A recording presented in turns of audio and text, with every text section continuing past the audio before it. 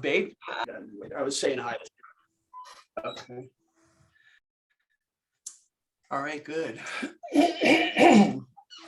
Oh, let me clear my throat. I should have done that some time ago. Well, thanks for signing in. I'm excited that people are interested in effect size and power analysis, which has been around for a lot of years. And when I was teaching more actively in the doctoral program, that was BN before Natasha, I actually covered some of these topics. So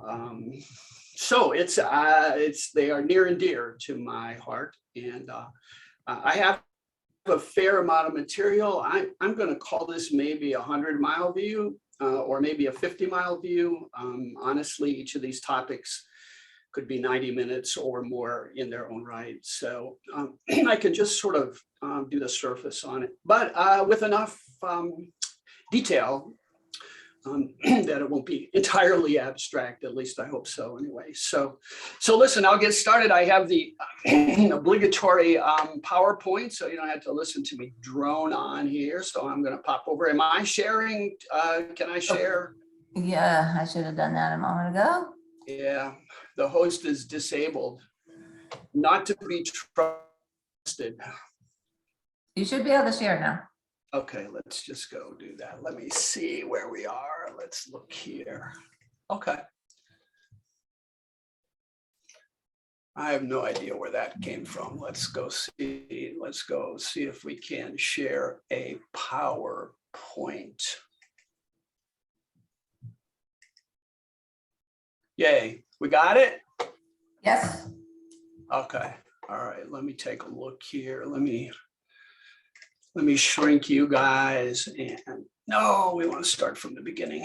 So we'll jump right into effect sizes and pop through that, at some reasonable pace, and then we'll switch over to actually effect sizes tie very nicely to power analysis. In fact, they're one of the key components of a power analysis. So I thought I would start with effect sizes first. So I talk about an overview and recommendations. I don't know that I have a lot. I guess I have some recommendations, definitely an overview. So just to really quickly let you know that the APA manual does have a little section on effect sizes, which is an interesting product of a fairly lengthy long-term debate about the relative merits of null hypothesis statistical testing. I had a slide on the NHT controversy, NHST controversy, but I didn't think I could fit it in. But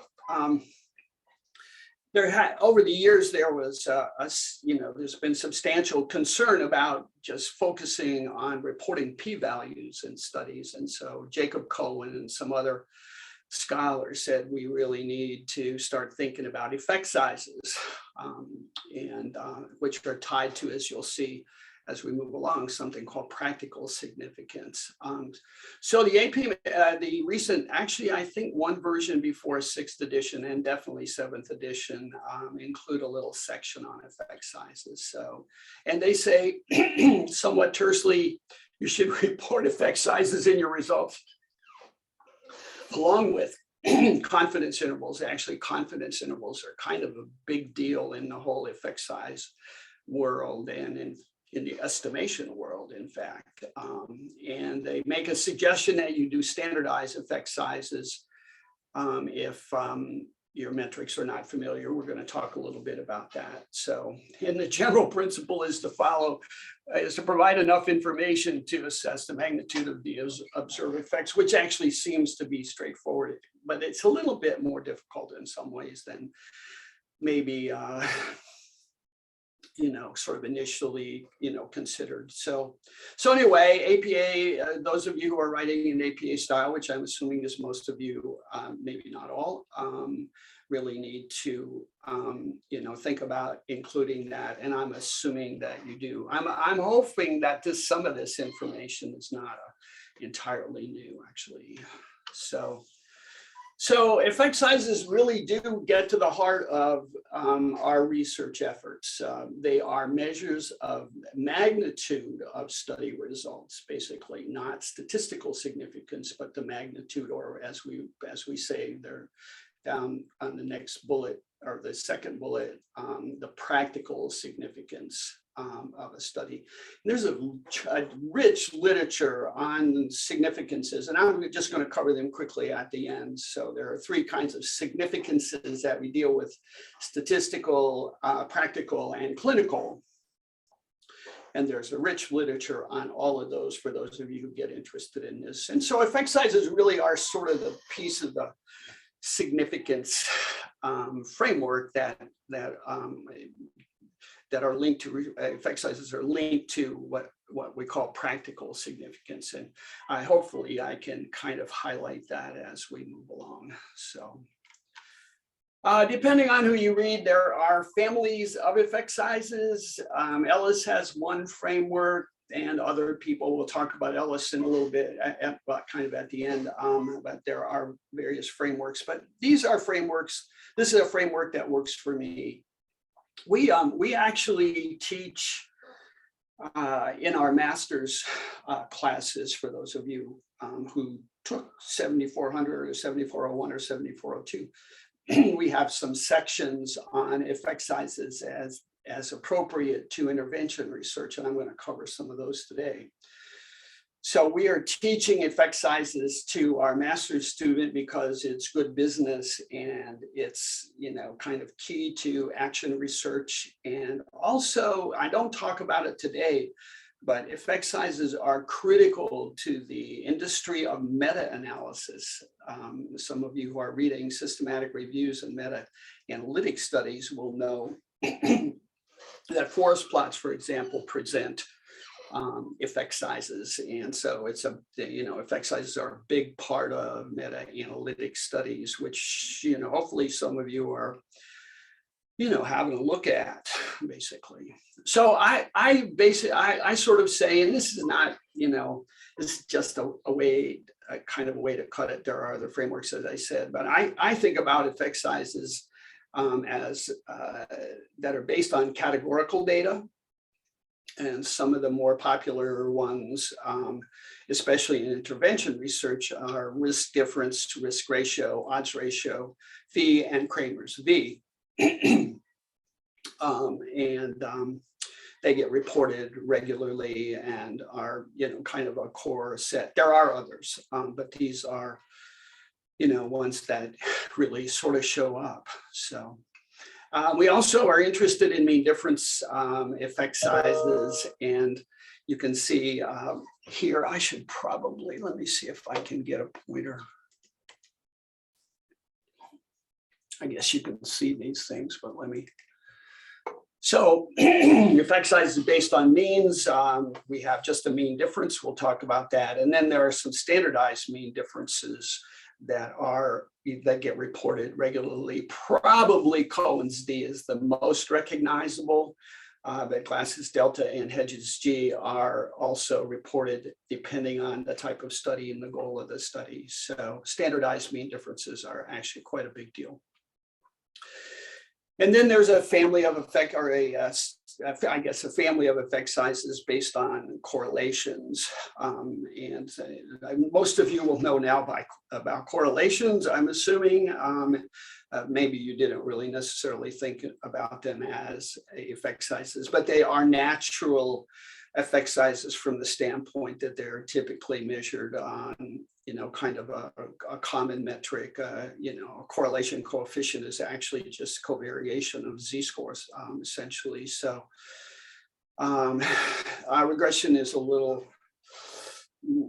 there are some other kind of ways to think about effect sizes in regression, but they are definitely, there are effect sizes that are available. And proportion of variance, or POV, is another sort of extension of correlations, and they're just correlation squared.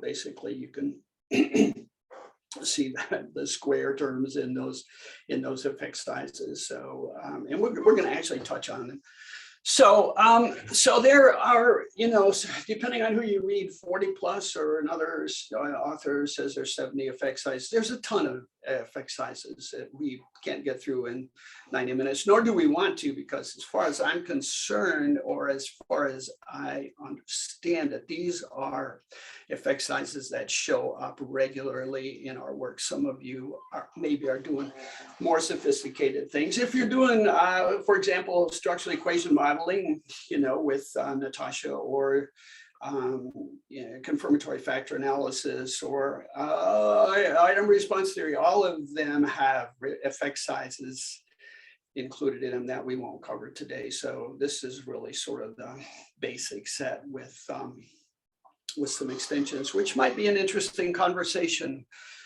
for a future presentation that Natasha could give us.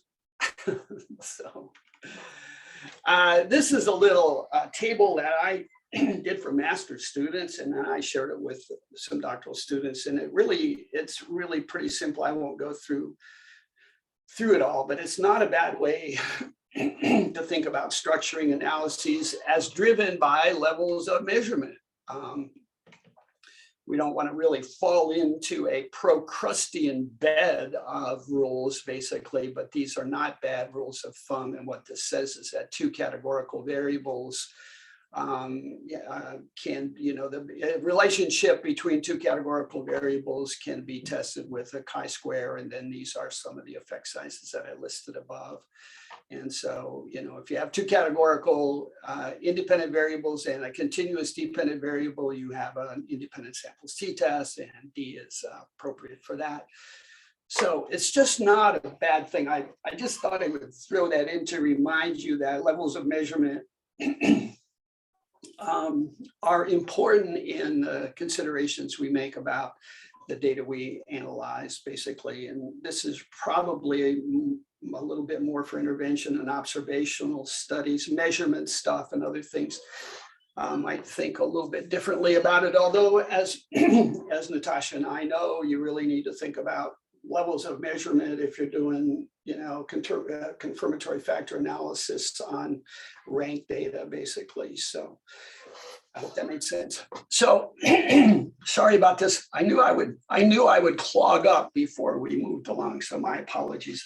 I have trouble talking for more than 5 minutes without clogging up. So this is the same consideration in multivariate analyses, and you can see that you've got a set of independent and then maybe a set of dependent variables.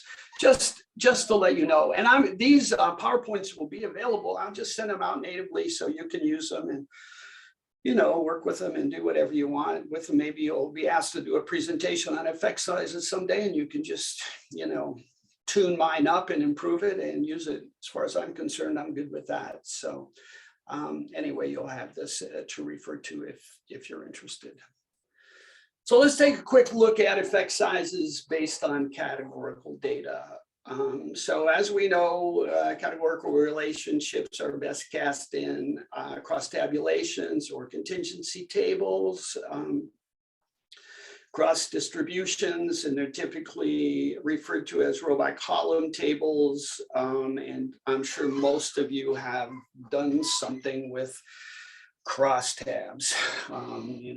If you've done any data analysis, you've actually done that. So pretty straightforward, and it can actually be even more complicated where you have multi-way tables, but we will definitely not get into that today. We're just going to kind of look at basically row by column single tables, and we're just going to do that really quickly.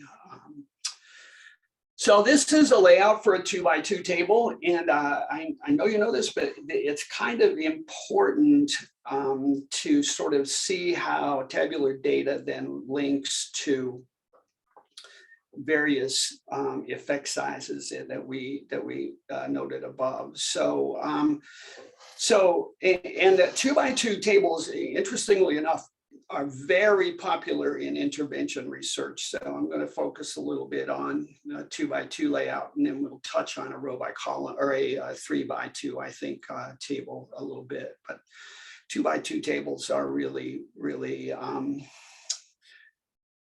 really important. Actually, an intervention in epidemiology, some of the language that we use for effect sizes in tabular data really come from looking at risk factors and disease, basically the risk difference and risk ratio. The title of those really sort of sprung from epidemiology's interest in looking at risk factors. So it just is sort of, kind of carried over into intervention research. It's sort of interesting. So simple layout, 2 variables crossed, 2 levels here, 2 levels here.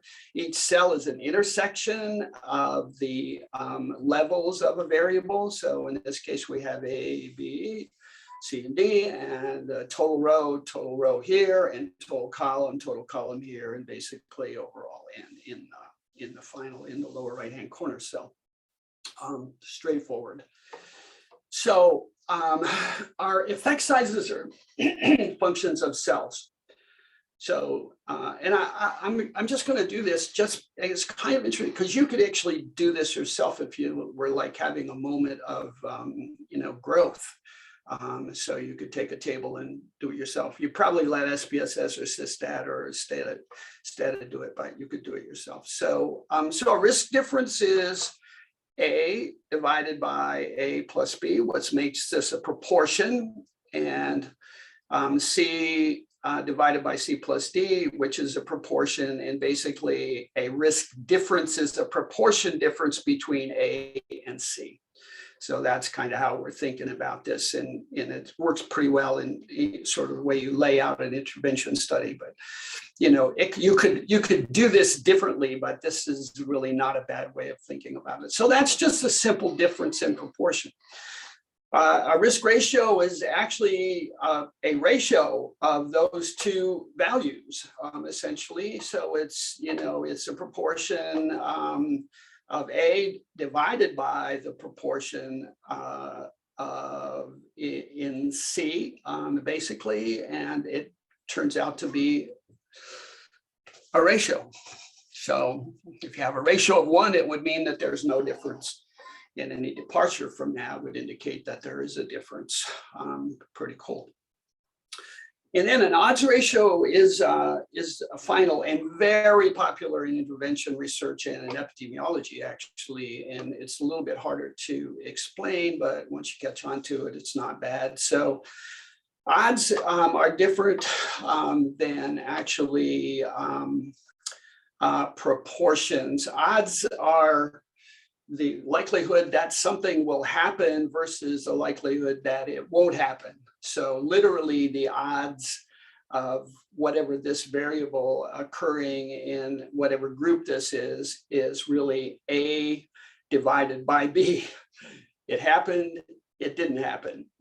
That's really in it. And then it becomes an odds, essentially. And then you do the same thing for C divided by D, which is an odds for this row, and the odds ratio then is the ratio of those individual row odds. I know this seems a little weird, but it's not.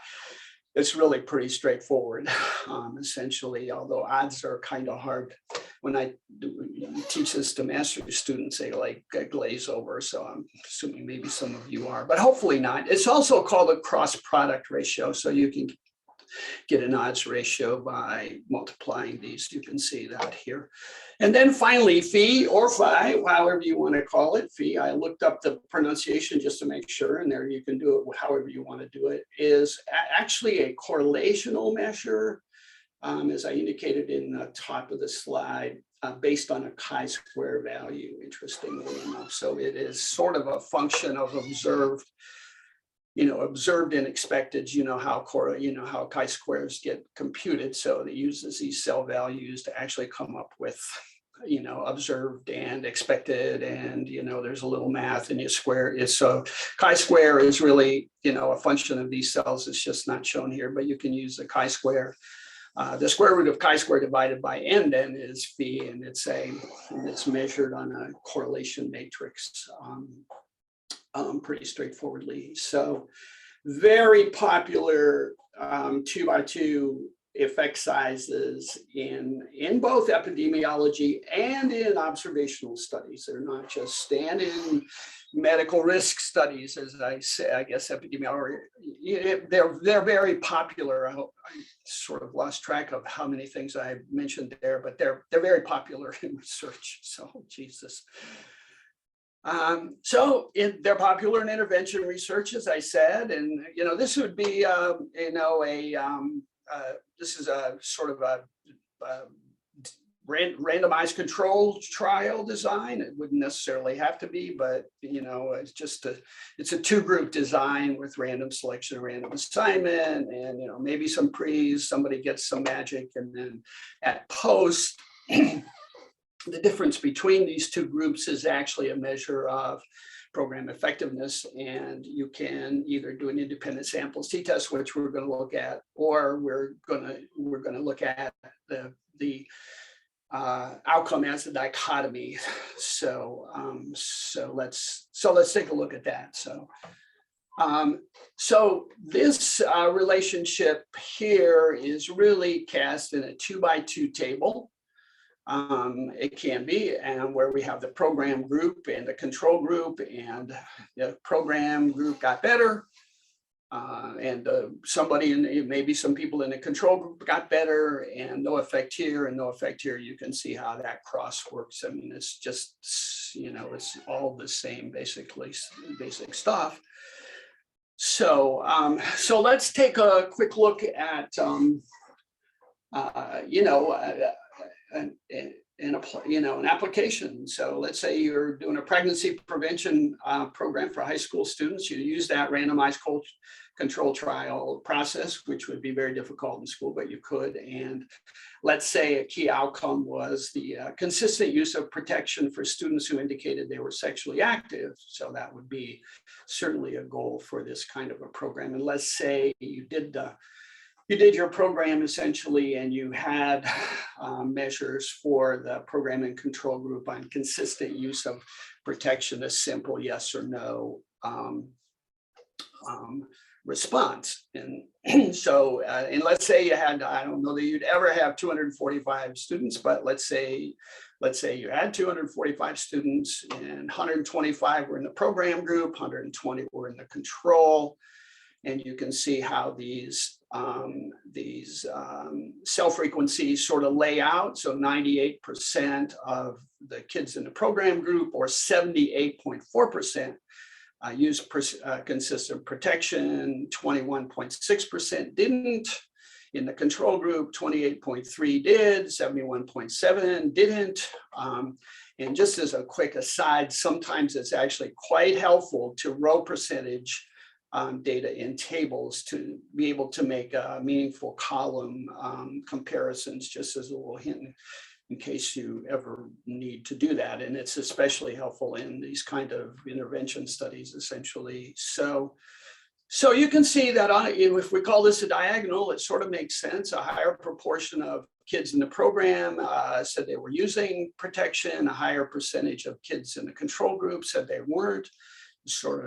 That would sort of make sense in a way. And the ones that don't necessarily make sense are these off diagonal cells, but you'll never have a perfect study. And this would be a realistic study. I won't lie, I made up these data were made up. They weren't actually a study. So Jerry, can yeah. I ask a quick question? Are the values 98, 27, 34, 86, are those counts, or are they percentages? The 98 and 27 are frequencies, cell frequencies, and they're row percentage. So this would be 125, 98 divided by 125, 27 divided by 125. Hopefully those add up. Does that help? Frequencies in the row and percentages in the row. Yeah? That's good. Okay, good. So let's say you're an enthusiastic doctoral student and you go, I need to practice this. So what you could do is compute your effect sizes for this. It's actually quite easy. You can see we already know the math for this. So risk difference, which is a proportion difference, is 0.5, which is fairly large on a 0 to 1 scale, basically. Unfortunately, also turns out to be a p value, but it's not the same thing. It is the risk difference. Relative risk is 2.77. That would be the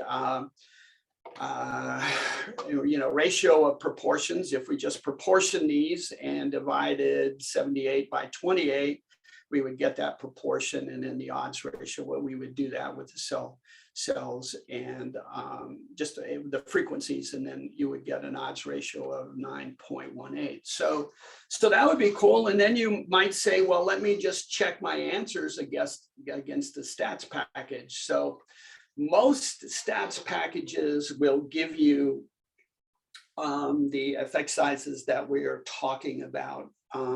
This happens to be output from a program that I've been using for years and still turn to often, called SysStat, which is just kind of a venerable old stats program. You could do the same thing in SPSS and do the same thing. It's a little harder to do in Stata. It takes a little sort of layered, but you can get these values. But you can see that your computed odds ratios, your computed relatively risk or risk ratio, and you didn't compute a fee, but are correct. So that's a good thing. We just used Pearson chi-square to, test the difference between observed and expected frequencies doing the chi-square, the Pearson model versus likelihood ratio model. But you can see that we almost always do this. And this used to be, in the old days, the only thing that got repeated. This would be reported as, a statistically significant finding, and in some cases that would be all there was.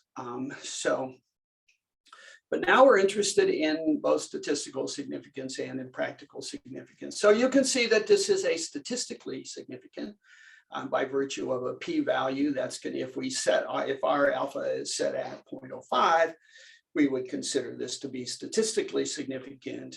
And we also, as we will see in a little bit, would consider this to be a practically significant finding. All of these values actually fall into practically significant positive ranges. Let me see if I can just go over here and show you. Oh, I wanted to some of you might be, if you are looking for free tools, and I always am. This is just a nice little utility that focuses on dichotomous data, fourfold data, 2x2 data.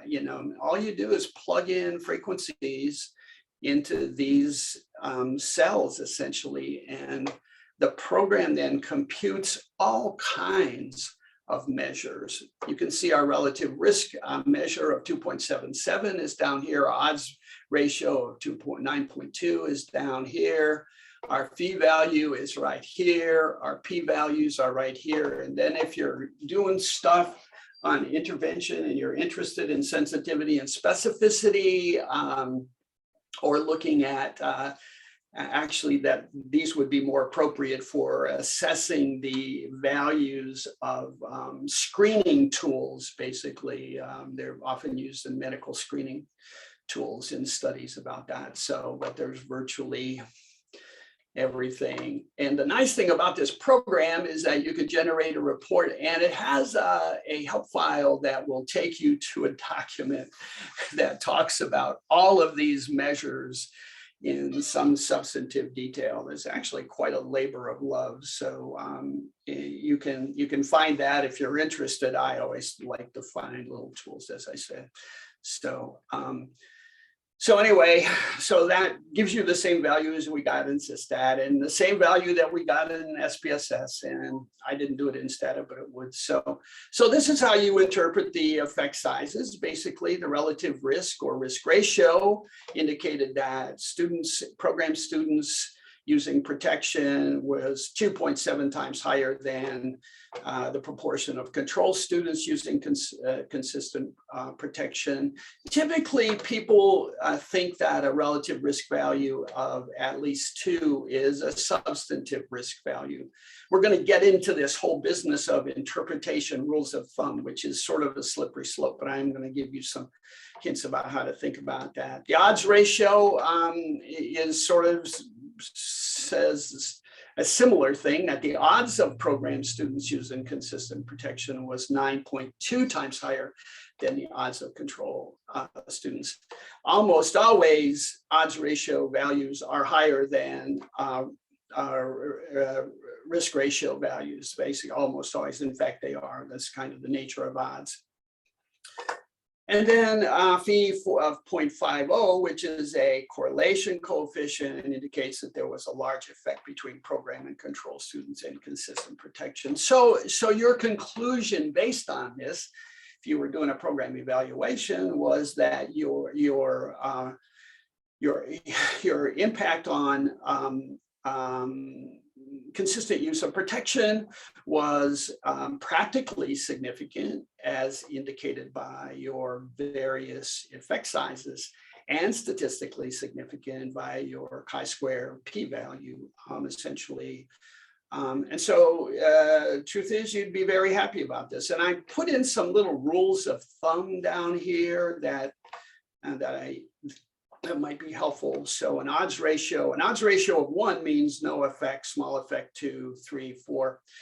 And I'm going to point you to an excellent book, if you can get your hands on it, or at least an article that we shared with you about about cautions using rules of thumb in any mechanical sense. I mean, the effect size literature tells us that all effect sizes are done in context. So what might be a large effect in one study may not be a large effect in another study.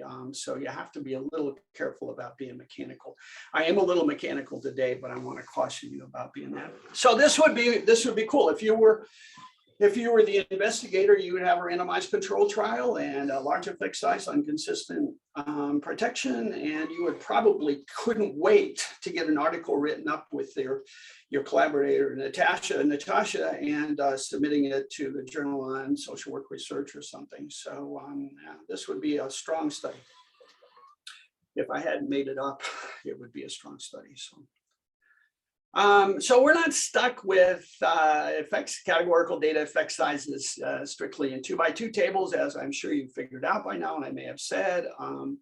You know, there are larger tables that we often consider and use essentially, and your effect sizes will be influenced by levels of measurement. You might use a slightly different effect size if you have 2 ordinal variables that you're crossing. I think maybe Kendall's Tom might be that measure. I didn't include it, but there are some that you could consider. Kramer's V is really almost always worth considering. It's phi is actually a special case of Kramer's V in 2x2 tables. So let's say we have some data from a mental health survey that you did, and we're looking at depression risk by family composition as measured by parenting. So students who had both parents were, a quarter of them were at high risk. Students with one parent were at a higher risk, and other families like living with grandparents and that sort of thing. And this actually is in a study that we did, a needs assessment that we did, so it's real. So we can look at this, you know, as categorical, and we would use a phi to, I'm sorry, Kramer's V, which is phi. Kramer's V is phi in bigger tables, if that makes sense.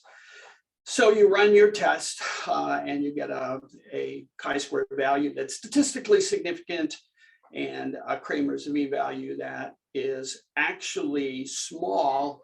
And I didn't put it down here, but we would consider this to be a small effect in the correlation framework, essentially. So you might consider this I won't, this would probably be a dialogue if you actually did the study to think about the so what's of it. But certainly in this case, we have a large p-value, which a statistically significant p-value. It's actually got a small p-value, but our practical significance is minimum. And that plays out then in some substantive contextual discussions. So in the old days, we might have been, holy cow, this is really, especially if our p-value went out 3 or 4 places, we would go, we have something highly significant, and really there isn't any such thing. It either is or it isn't. It's really the effect size that you want to hang your hat on in terms of practical implications. So, and you can do that for any size table. I just want to kind of make that point. All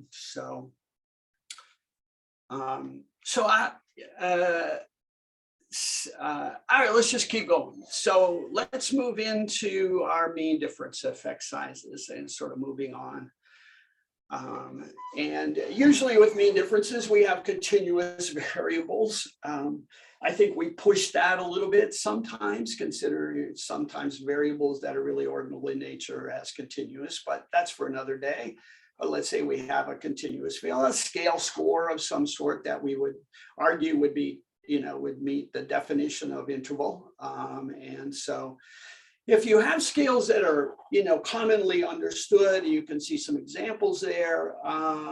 You can, I'm not exactly sure about GPA, but you can, an effect size that's entirely legitimate is just a simple mean difference. And then you would interpret that in the context of the metric that you are talking about, and you would have to decide what's big and what isn't, but certainly makes some sense. And in a lot of other disciplines in physical sciences and in some ways medicine, there are, just sort of natural, commonly understood scales that that people use and allow this kind of effect size. More often, however, we don't use, especially in our work, scales that have commonly understood metrics. We use a lot of scale scores that are compiled or that are constructed from multiple, scale items essentially, and they can, can vary. There are 5 popular depression screening scales or depression scales essentially, and they all ostensibly measure the same thing, and they all use a different scale, a different score with different cutoffs. So the point is that it might not be commonly understood, the metric that you're using. So in that case, what we want to do is a simple standardization of a mean difference, and so in order to do that, and it's a z-score, you can see a z-score-like process. You just divide that mean difference by some measure of variability, some standard deviation. Very popular, as I said, about 100 times. So there are 3 variations of mean difference effect sizes. Cohen's d is one that's, as I think I also said, very popular. And it uses a pooled standard deviation. Glasses delta is one that's typically used in intervention research. And it's a standardization using the standard deviation of a control group. And there are some reasons for that you can check out. And then Hedges G sort of makes an argument that the Cohen's d is actually an inflated measure of a population effect size. And so Hedges actually does a little correction, a little bit like shrunken R in regression. Some of you might know about that. And so it's a little bit of like a shrunken G in some ways. Often it is not appreciably different than Cohen's delta. I'm sorry, Cohen's d. Delta can be different because it uses just one group essentially. But anyway, these are popular. When you see a standardized mean difference, called D. It's Cohen's D called delta. It's called Glasses delta, or G, it's Hedges G. And sometimes people don't attach the names to it, but that's what they are. Very similar and interpreted the same way, interestingly enough. So they're Z-scores. They're usually can be, in fact, they are computed from t-tests. And we have two types of t-tests that we use. There may be more, but these are pretty standard. Two sample or independent samples t-tests, which is looking at continuous variable, dependent variable in a two-level categorical independent variable, or paired samples t-test, which looks at pre-post scores or match pair, or twins, or whatever it might be. So, and they are the data structure is set up differently for them, and they are computed differently. But they're very popular and they're very standard in all our stats programs, essentially. So getting back to our randomized control trial, we can see that the outcome can be measured here as a two-group outcome as an independent samples t-test if we had a continuous outcome. So I just used the same slide that we did for our cross-tabulation procedure, and we'd use the same slide if our outcome is measured on a continuous scale, basically. And we do often use scale scores to measure outcomes. In fact, we often do. So this is, let's just take a little quick example of a, let's say you're in a residential treatment setting, and you're going to do a little study on stress management, and it's probably not a randomized control trial. In fact, let's call it not. And it's a small study where you have 30 people and you assign 15 to a program condition and 15 to a control condition. And at your outcome, you have a 7.93 average on your stress scale, where lower is better for your program participants, and a 9.2 mean. So there is a mean difference. And actually, in the output that you get in the stats program, you do get an effect size. They often don't, and I don't know if SPSS's newer versions actually compute standardized mean differences. You can get them in Stata, I know. But SysStat and SPSS haven't had them. So, but the mean difference effect size show up here. But the problem with this is that this isn't necessarily a scale that's well known. So you don't really know how to think about this. Seems like a modest difference, in fact.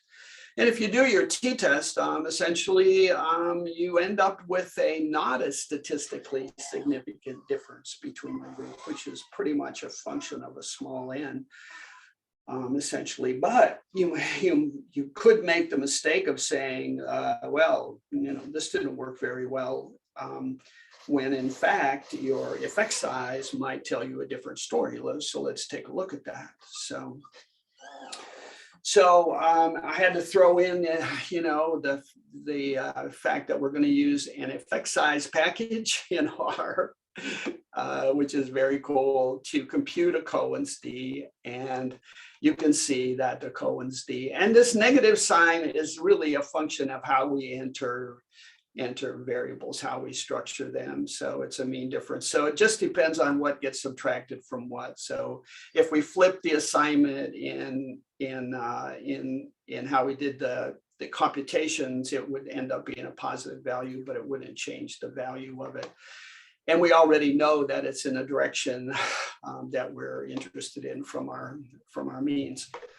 So if you get this value of 0.73, you're sad. You're kind of sad that you don't have a statistically significant. I don't know if you would be sad, but it would be a little disheartening. It's not statistically significant, although you could argue, and people often do in articles, this is almost significant. Which is not legit. But if you focus on an effect size in this instance, you end up happy. You can see that that Cohen's d in the interpretation framework is between a medium and a large effect size. So what you can do, yeah, go ahead. Jerry, sorry to interrupt again, but you're about halfway through, a little more than halfway through. So I just want to let you know where you are in terms of time. We're in trouble. Okay, so you could switch to power analysis and give people the slides, or you could finish. Yeah. Go a little Hey, farther. why don't I'll speed it up. We can run through it, and I'll quit jibber jabbering and see if I can be crisp. And people will have this, so they'll be able to look at it. I do want to get to power, so why don't you tell me when maybe. I was not planning a break. If you want to take a break, take a break. But I just don't. I don't think we have enough time to do a break. So, no break. No break. Yeah. All right. Just let me know. And I don't know. Frankly, if we run over a little bit, maybe people will be gripped by this all and stick around for a little while. I don't. But we'll do it however you want to do it. Anyway, we're happy about this. So we have a statistically not significant result, but we have a practically significant result with a large effect size. So we're happy about that. And that can happen, incidentally, ladies and gentlemen. We can have it be we can find things that are not statistically significant but practically significant, and we can find things that are that are statistically significant that aren't practically significant. And I have kind of an example of that as well. So it's really very interesting. So this is a study of new moms, and this is a paired samples t-test example of how you can do this essentially. And let's say it's a self-efficacy of new moms, infant care self-efficacy, and we have a scale, and we do a little quick study. So we actually have our pre-test scores and post-test scores. These are matched. We have a mean difference here, and we find a statistically significant value here. And we're happy about that. And then we also have Cohen's d as practical. So we have both statistically and practically significant findings. And the whole point of this is to illustrate how Cohen's d can be used in basically a pre-post evaluation design. Are using a paired samples t-test, essentially. Same logic, same thing applies basically. So you can also use this stuff in observational studies. I do it all the time. I was doing needs assessments like crazy for about 10 years around Ohio with Dawn and some other Ohio Department of Education, and we always did the appropriate statistical tests and reported effect sizes. So let's just say we want to take a look at see if there's any gender differences in depression in an observational study that we did in a school, and we use the same sort of logic that we did in the intervention stuff. We're driven by our levels of measurement, two-level categorical, in our depression scale is continuous essentially, and we do the same thing, and you can see the difference here. It means, I guess this is fairly redundant, and we have a p-value, and we have a Hedges G. We computed a Hedges G just because we can, and we have an interesting finding here where we have a statistically significant difference in depression risk by gender. And the epidemiology of depression risk actually says to us that there are differences between males and females in depression risk. So we compute our Hedges G, and we use our same framework for that, and we see that as kind of a small effect. And in this instance, we might make our conclusion might be that we have a statistically significant difference, and we go, yay, that's going to be helpful for our planning. But our small effect size maybe suggests to us that that it isn't as much as we think, that it might not make any difference, say in terms of programming and that sort of thing. So that's another application of it. I'm getting a sinking feeling I'm trying to do too much here. So mean differences, effect sizes really work well, and you can think about them as overlap. I'll let you look at this slide essentially, but these are standard deviation overlaps. And so, well, you know, this is to be a big effect size. This would be a small effect size. Not a bad way to think about it. We could extend our mean difference, you know, effect size calculations to 3-level categorical variables and a continuous dependent variable. And in that instance, we'll use a one-way analysis of variance, and we will compute an eta squared effect size.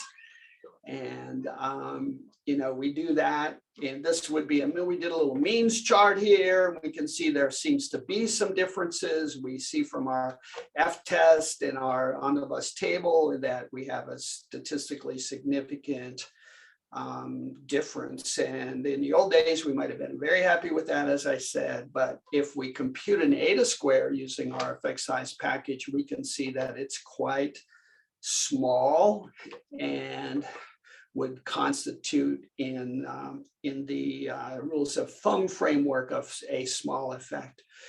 So, you know, statistically significant. Yes, practically significant, maybe not so much.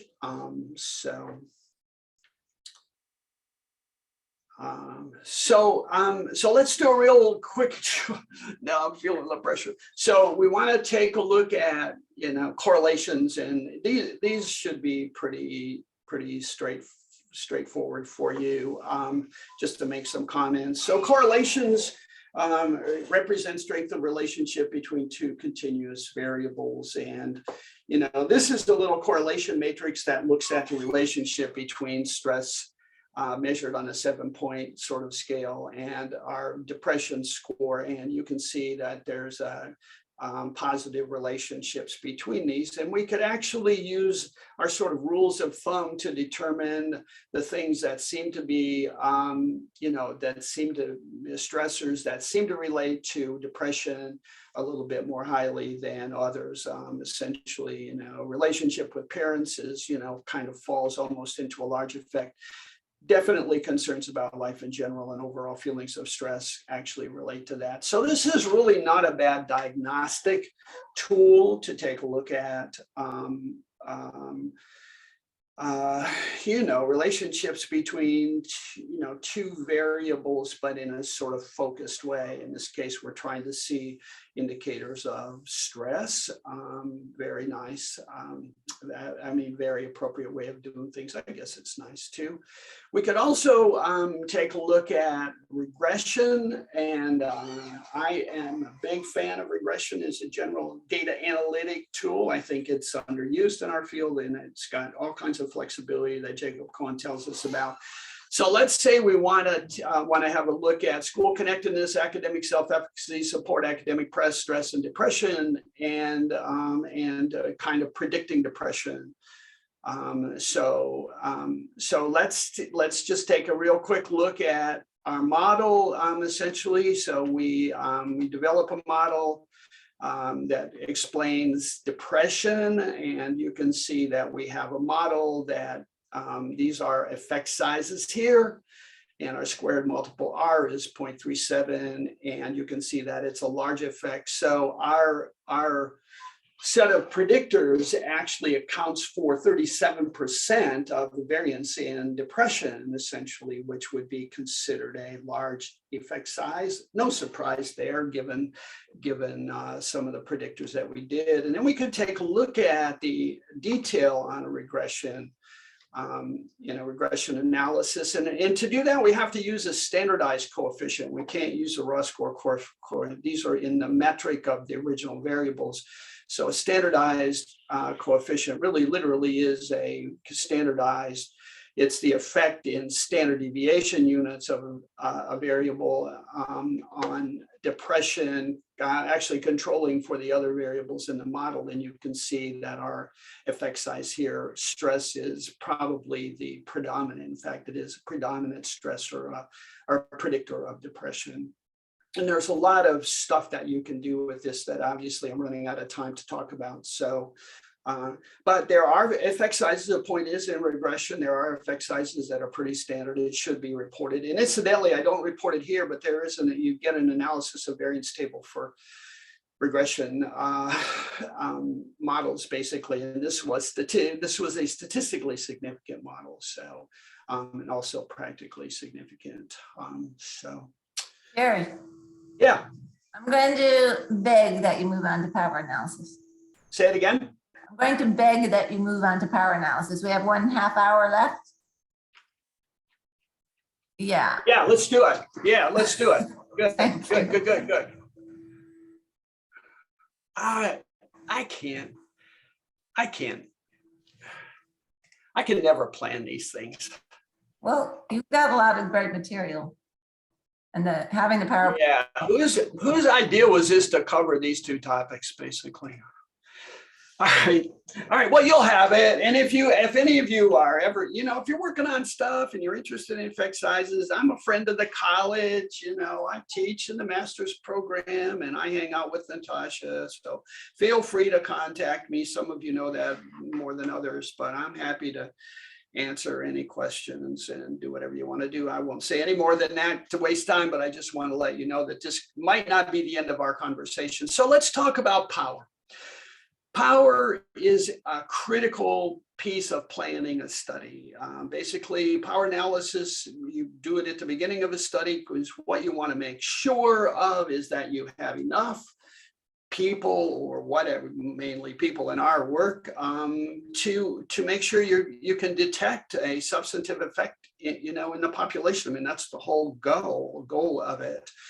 And I think a lot of people, just kind of wing it or use, convenience samples and that sort of thing and end up with underpowered studies, which is unfortunate in some ways because we maybe miss some, interesting discoveries. So let's do I got to do this, a little bit of context and it'll be fine. And then we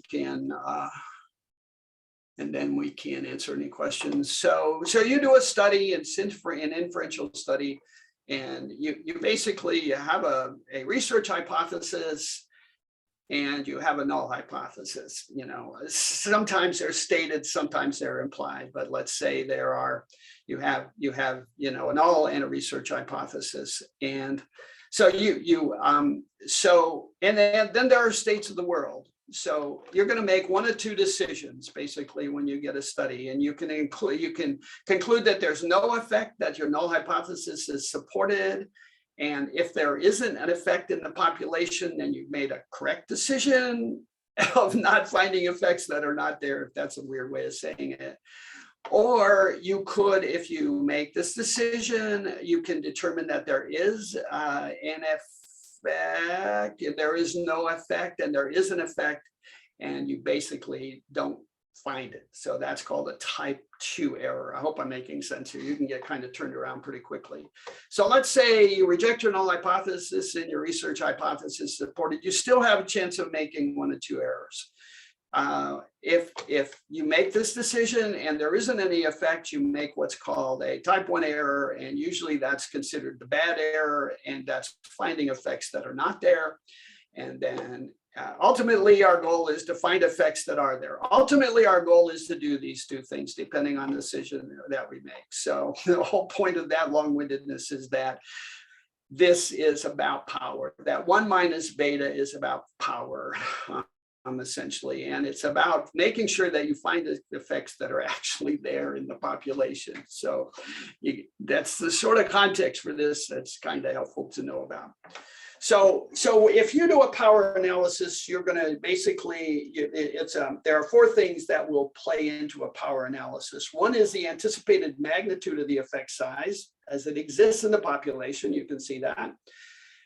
your decision about risking a type 1 error, which is called alpha, and we saw that before, and the sample size, and your interest about making sure that you detect something that's real in the population, and that's the power of the study essentially. So these are the 4 things that go into conducting a power analysis. So what's nice about this, interesting, is that these 4 things form a closed system. If you know 3 of them, then the 4th one is determined as sort of 1 degree of freedom, essentially. So we mainly are interested in sample size, although it doesn't have to be that, but we're interested in sample size. In order to do that, we have to supply the estimate of the effect. We need to set alpha, and we set a power threshold, and there are some conventions around that I'm going to show you. So, and I just did a couple of planning scenarios that sort of show you how this play out, and I'll give you a tool, and then we'll be off and running. So the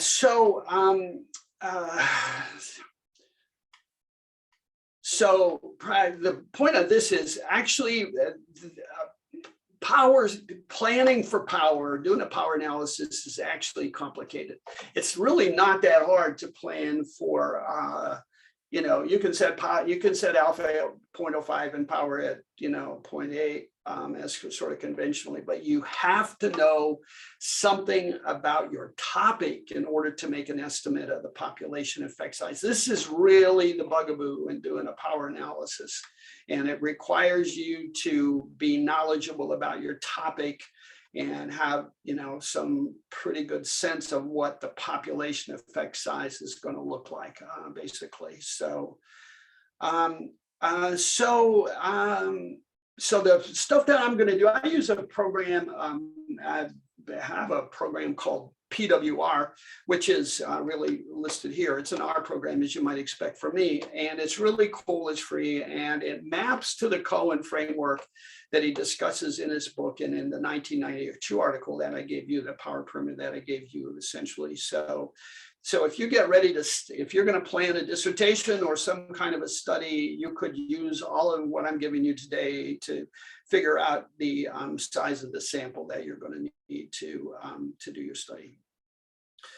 So here are some scenarios. I have no idea if this, I think we have people who are in college. Actually, I pulled this out of the power example. So let's say you're, working on a college campus and you want to do a study to see if there's a difference between men and women on weekly consumption. So you can see that. And we're going to do a survey of students and at least 1 drink per week, which might be ambitious. So let's say that's a study. So you're going to be really looking, for kind of a difference between proportions in some ways between males and females. So this is really how you would lay it out. I mean, I could, it'd be very simple to show you how to do this in the power package. It's kind of cool. So say your alpha at 0.05, say your power at 0.8, and then you specify an effect size. And this will, if you decide to ever use this, call me or, read a Cohen to find out his effect size. This is actually, H is an effect size of difference of proportions. It turns out differences of proportions are kind of complicated. So let's say you're going to estimate, you suspect that there will be a population effect size of 0.35, which is based on your review of alcohol consumptions that suggests males tend to be heavier drinkers than females, although you're going to do a two-tailed test. So let's say you plug these into your power thingy. It's really simple, and you run it, and you determine out of that you will need 129 males and 129 females to detect a small and medium effect size. So that's really how this is what you're going to have to do. Now, if you have a lot of resources, you can,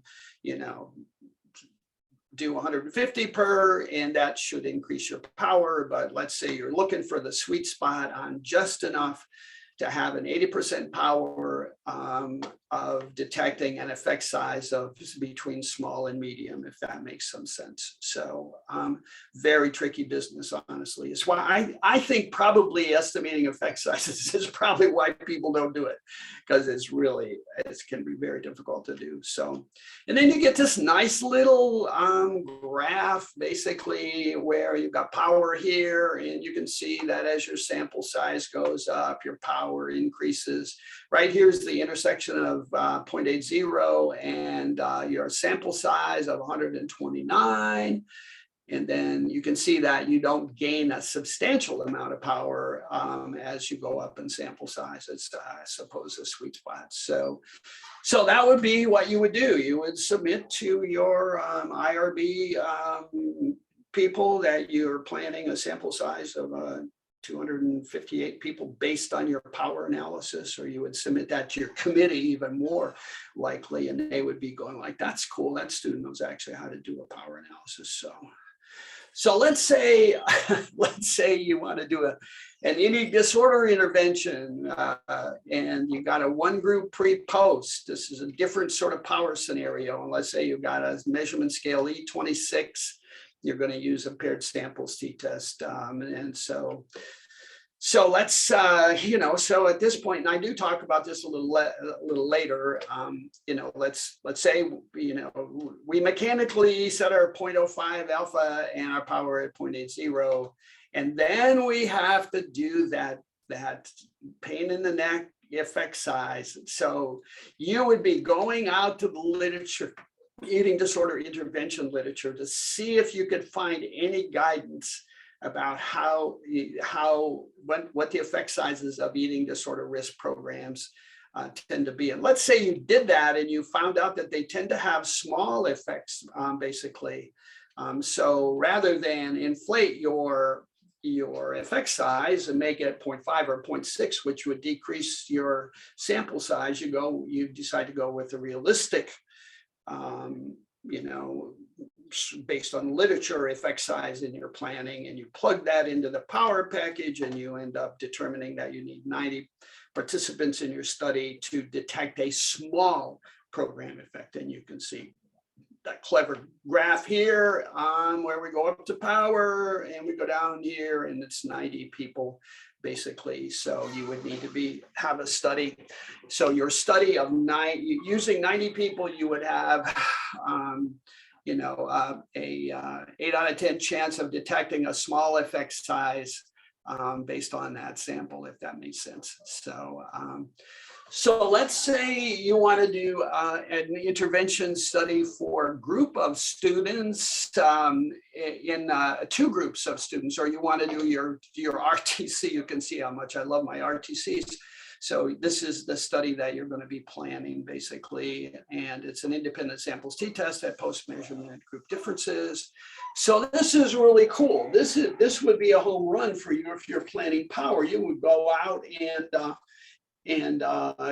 find a literature, and let's say you really hit a home run. You actually found a meta-analysis of a group of studies. I've kind of been into meta-analysis, and this is a made-up one, but you would find something like this, and you find out that over this set of studies that the population effect size could be reasonably estimated at around a medium effect size. So you sort of round that up, but I want to be clear, you're using the literature, and this would be anytime you can find a meta-analysis to inform your power planning, more is the better, I'm telling you. So let's say, you set alpha and power the same again, and basically you have a 0.5, which is right on the medium effect size. You could do the 0.7, but you round it up a little bit. So use the power package, and you end up determining that you need 128 total students, 64 in each group, to have an 80% power of detecting a medium effect, Cohen's D medium, or a a D of 0.5, a medium effect size. Jesus, I'm starting to worry now. I'm looking at my clock going on, and I know Natasha's going to be like chiming in here in a minute. So we have 64 students in each group, basically, a clever little graph. And so finally, I think this is the last one. Let's say you want to build an observational study to look at factors that might help us predict transitional self-efficacy for kids aging out of foster care. And you look at the literature and you find out that the constructs of resilience, general self-efficacy, social support, stress, optimism, general well-being seem to have potentially relationships with transitional self-efficacy. And frankly, I think this would be a very interesting study for any of you looking for a study. We're gonna, based on 6 predictors, we're going to plan how many students we actually need to give it a good test. So we do our power business in our alpha again, and we use the F squared, which is an index of effect size that Cohen uses in his power analysis. It's actually based on an R square value, so you can take a look at that. And let's say our R square, let's say we think these predictors have a possibility of being having a medium of R square of 0.13. You'll find out that they have more, very likely, but let's say we want to be conservative in our planning for our power. And so you plug everything in once again into the power package, and you determine that you'll need to have 97 kids in your study to detect a medium effect size. Again, this would require you to have some estimate of planning, and you may not find much guidance in literature about these. So you might, I call it a guessing game. And honestly speaking, some of the power stuff that you're going to do will be a little bit of a guessing game, and you just have to do your best bet. But I'm going to give you a suggestion, or admonish you to do one thing when you decide to do that will be important. So we end up with 97 kids. We don't get the same graph, unfortunately, in our regression prediction. At least I don't think we do. So anyway, so that would be another scenario. Sometimes it's of interest to do a post hoc power analysis. You might, maybe you've conducted a study or done an observational study, and came up with, maybe it's on the margin of sample sizes. So you could actually plug your findings into the power program and determine what the actual power was of your study, which can actually be sobering in some ways. And let's say you oversampled foster kids, and you found that your predictors really accounted for 40% of the variance, had an R square of 0.4, and you can plug those in as a post hoc analysis where you can see we're solving for power here with these other things, and we end up determining that our actual study power was 0.99, which was really would be quite high, and we would expect that essentially. So sometimes I probably should have done an example where we ended up with not with less, a smaller effect size, and because sometimes you can find out your actual study power was 0.6, 0.7, and that's 0.5 would be a flip a coin kind of a study, essentially. So it's called post hoc analysis anyway. It can be quite interesting. I understand they're mechanical, and so, but you have the framework, and honestly, it's a pretty straightforward framework. You got to sort of, if you decide to use power or some other program that's mapped to Cohen, you have to sort of do a translation into how Cohen can, sort of thinks about effect sizes, but it's not that hard. And just to stress this, the real challenge in a power analysis is doing, population effect sizes. It takes larger samples to detect smaller effect sizes. And the literature suggests that there's a tendency to exaggerate population effect sizes to keep sample sizes small in your planning. And that's a very bad habit. Because you end up frequently, in Cohen and others have done literature reviews on this, you end up with seriously underpowered studies that were just a product of poor planning. So in some ways, it's if you're going to err on the side of small effect sizes, and you may end up with sample sizes that are large. And at that point, you have to figure about, you have to figure out your resources, your accessibility. I mean, there's all kinds of things that go into a study. So anyway, that's a caution that I have for you. And also the second challenge is, and I run into this pretty regularly, you usually don't just do one statistical test or have an effect size that's meaningful for you. You may have multiple sort of research questions that you're addressing. And given that, you usually have to do careful planning and even triage and prioritize what the most important population effects you are. You have those drive your planning essentially, and then the other questions will hopefully fall in line. But it's no small matter. I mean, I don't know how many of you have done studies, but typically you don't just do one test. You have multiple things that you have to think about. That makes it complicated in some ways. So the Power Bible, without question, is a statistical power for behavioral sciences. It is the Bible. I'm not overstating that at all. It really is the sort of the primary resource. The article that I gave you, a Power Primer, is actually a very nice summary of that. And I, just as an aside, I love Jacob Cohen. If you can get your hands on anything he's written, first of all, you will be entertained.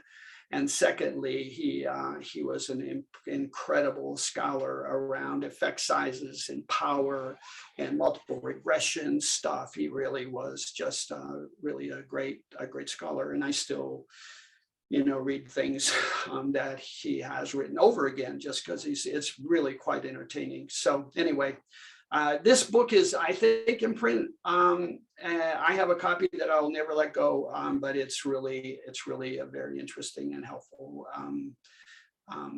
treatment of power for the most part. It doesn't get into power, and I know I had planned to do this.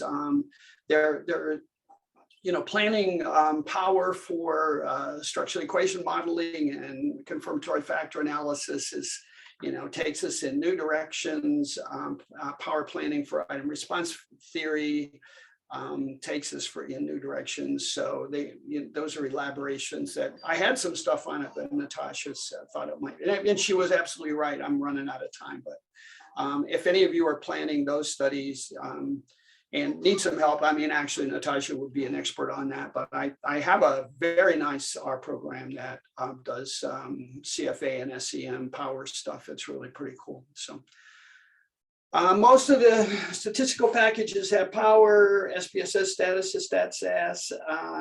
I don't know, I jumped into Stata and I had a hard time with it, and SPSS, I had a hard time with it. They actually require you to put in things that are total guesses. You need means and standard deviations and ends and that sort of thing. So they're hard to do. There may be simple. To be totally transparent, I didn't spend a lot of time doing those. I kind of like my R stuff, as you know. So because I like my R stuff, I like the Power program. It really is quite nice, and the SEM Power program, and there are others actually out there. So, and this is an interesting program, and I had some students actually use it when I did a doctoral seminar a few years back.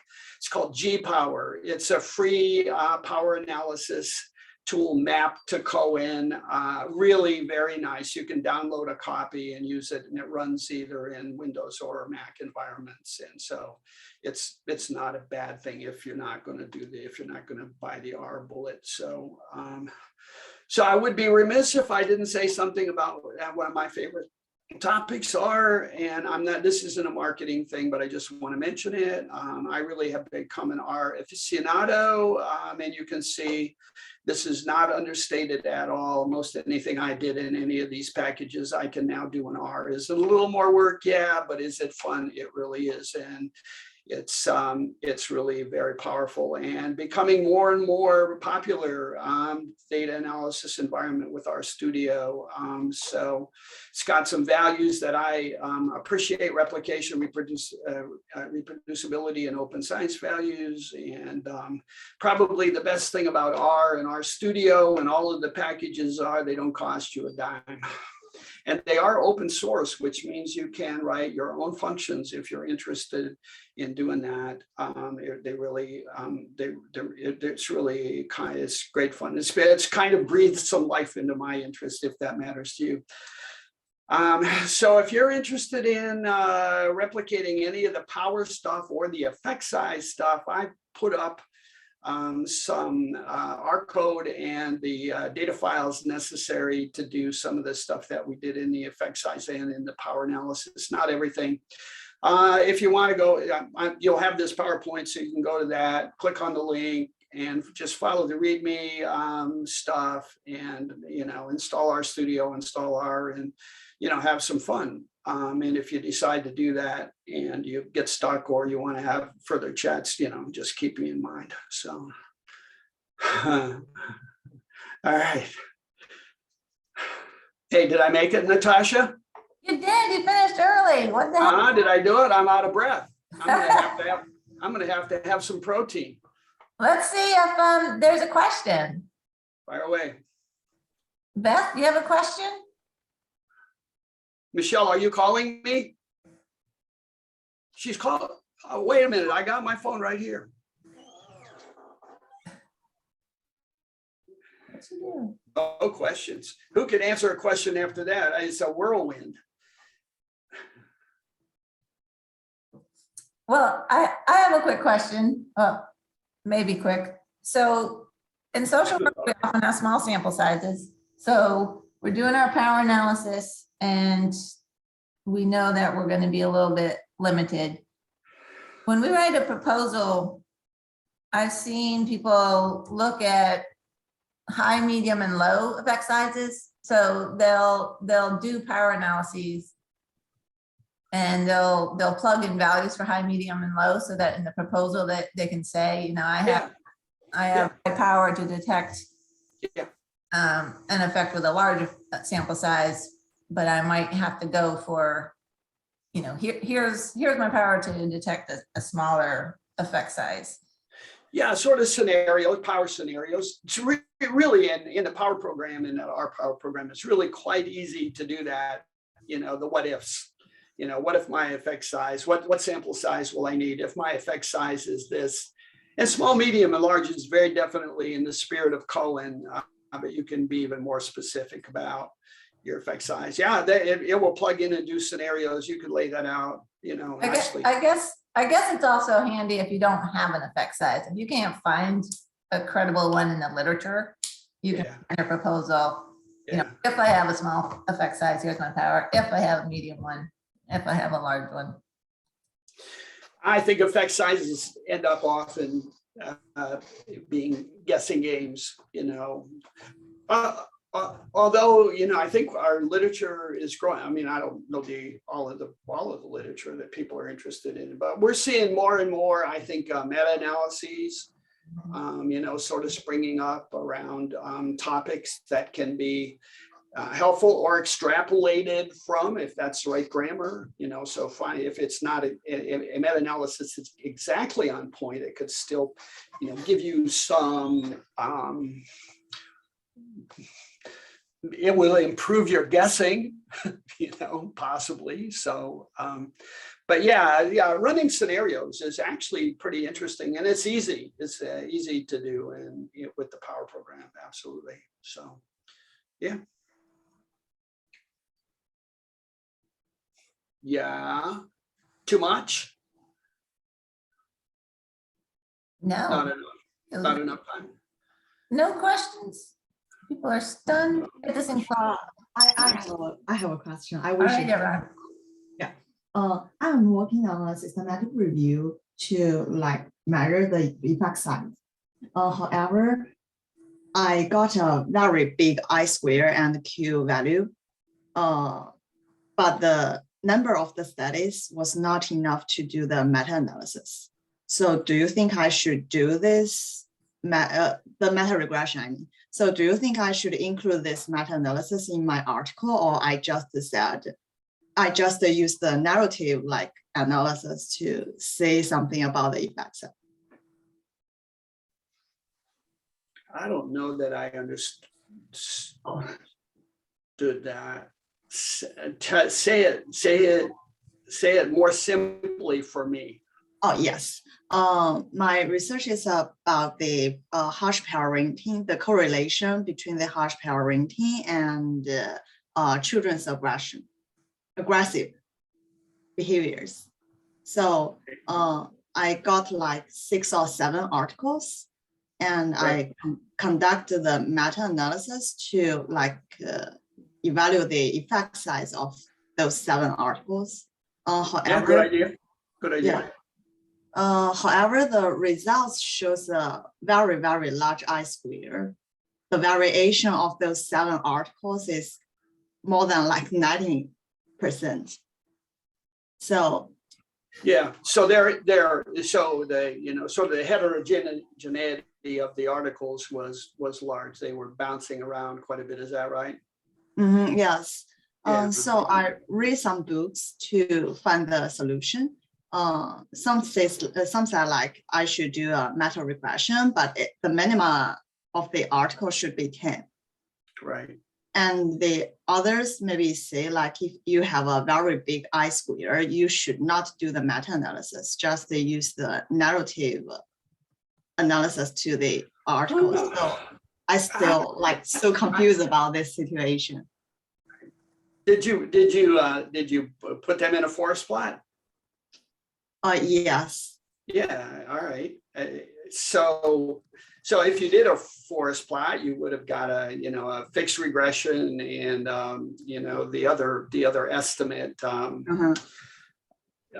So and they might vary, but if you're thinking about using that information in a power analysis, I might just suggest that sort of see where the weighted average is of those studies, and make an argument that that's going to come close to your population effect size. I mean, I do understand the limitations of bouncing wide variability in meta-analysis. Maybe, I don't know, it might be not much better than just basically guessing, but I don't know. I would think that it would inform your guesswork a little bit, and I wouldn't get too caught up in fancy statistical methods. Just use the use the random effects model if your index of heterogeneity is high. I'm trying to remember, the index is I think you said, but just use the weighted average of those studies would be. I'm totally guessing here, and so if you have that stuff and you wanted to have a longer chat about it, I would be happy to do that. I do a lot of meta-analysis in R, and we could have a look at it and have some fun with it. But that's perfect. You. Thank you. Okay, absolutely. All right. Well, listen. I guess we're gonna. Staying true to our time frame, and then you want me to wrap up, Natasha? Let's consider this the beginning of a conversation rather than the end of a conversation, although it most often is the end of a conversation, but if you You have some questions, you have some follow-up questions that we won't do now because it'd be kind of long. So it's not the end of the conversation. okay. Well, thank you so much. This was. Oh, okay, okay. And the materials will be. So you have those questions for me, so I can respond to them. Yep, sure do. All right, good. All right, Beth, are you going to be in touch with me about some magic that you need to do on some obscure data set that you and Holly have come up with an N of 30? Is that right? She's I looking have tons for of questions for you later. Okay, all right. Well, feel free to do it however you want to do it. So, hey, this is fun. I always like hanging out with you guys. Michelle, you're getting to be a real OSU institution. Even though she's in North Carolina now. Got it. All right. All right. Good job. Nice seeing you all. And good luck with all your effect size and power analysis things. So we'll see you. Thank you. Good. All right. Great. Nice All job. right, Natasha. I think they really like that. Oh, good. Good. I hope so. I'm always, it's a broad topic. I don't know, doing 2 hours, it probably put people to sleep. Doing 90 minutes, it's just like a sprint, but I don't know, at least start the, maybe the discussion, and maybe a few of them will be interested. So I think you gave some really concrete ways to do it. I mean, it sounds like such a big thing. I think it intimidates a lot of people, but when you just break it down, Right. the 4 things you need, all you need. already set. And one of them you try to find in the literature, and if you can't, then you do a workaround. Make a guess. Absolutely. Yeah. All right. So we have okay. All right. Okay. Good. I'm trying Oh, to. we got, all right. Michelle's got G power up there. All right, Michelle. Yeah, Good. she posted it. Yeah, and Dicot, look at Michelle. She's hot on the trail. She really likes all of this. Ah, there. Yeah. I always like seeing that she's involved. She's an interesting gal. Is she finishing finally? I mean, I hope so. She has registered to graduate this semester, but I haven't seen most of her dissertation. Okay. She says she's going to work on it over spring break, but it's getting kind of late because I don't know if you have to actually be done like mid-April. So I mean, she's running out of time. yeah, she's gonna she'll have end to up having pay. to pay for, a summer session or something. Okay. All right. Well, let me know. As always, if there are other things that you want me to do.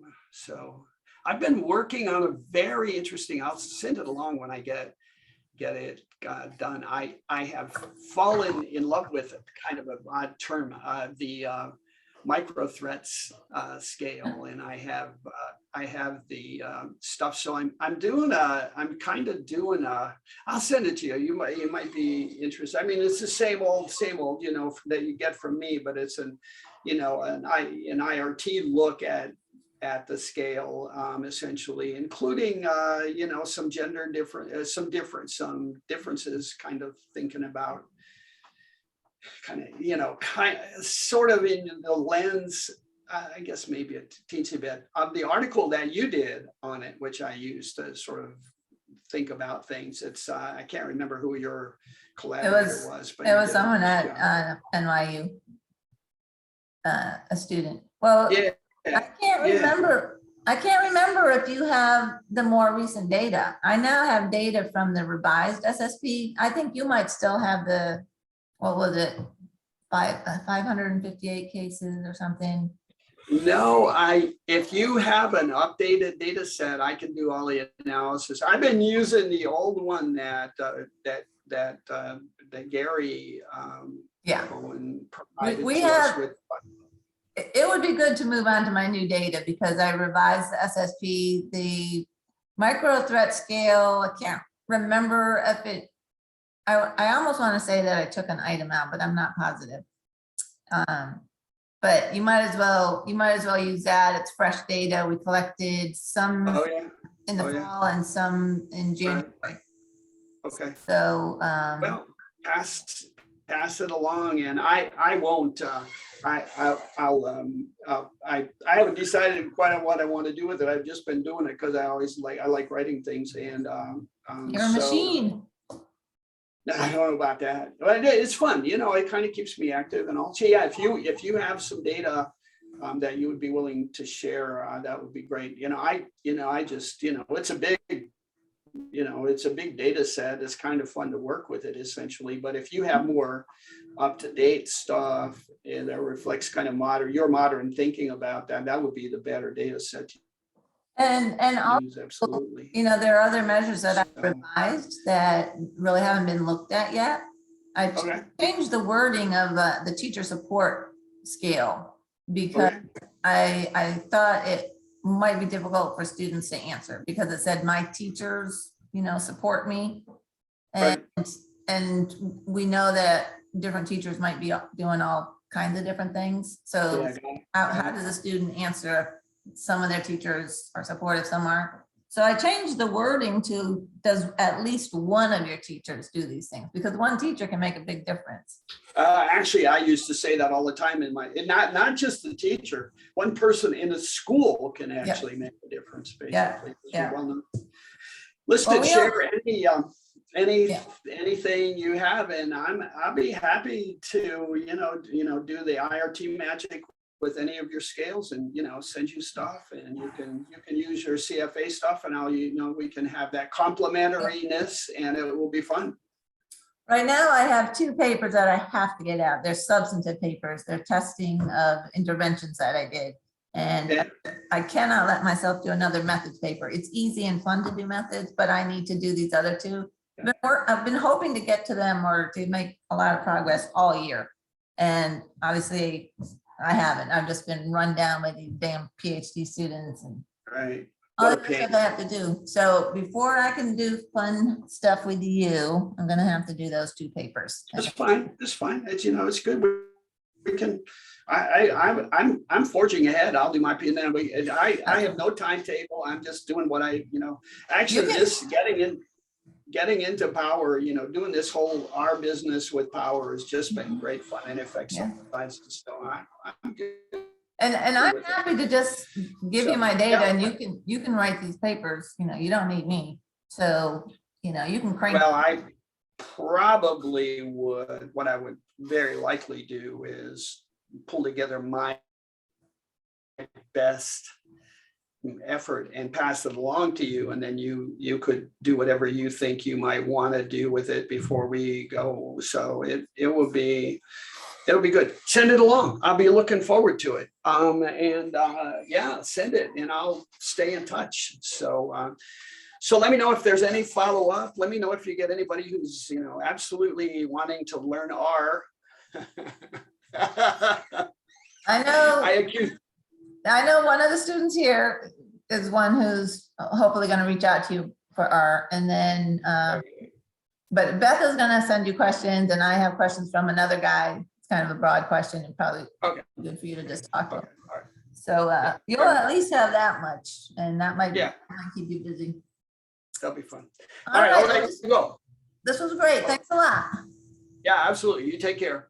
You too. Bye-bye.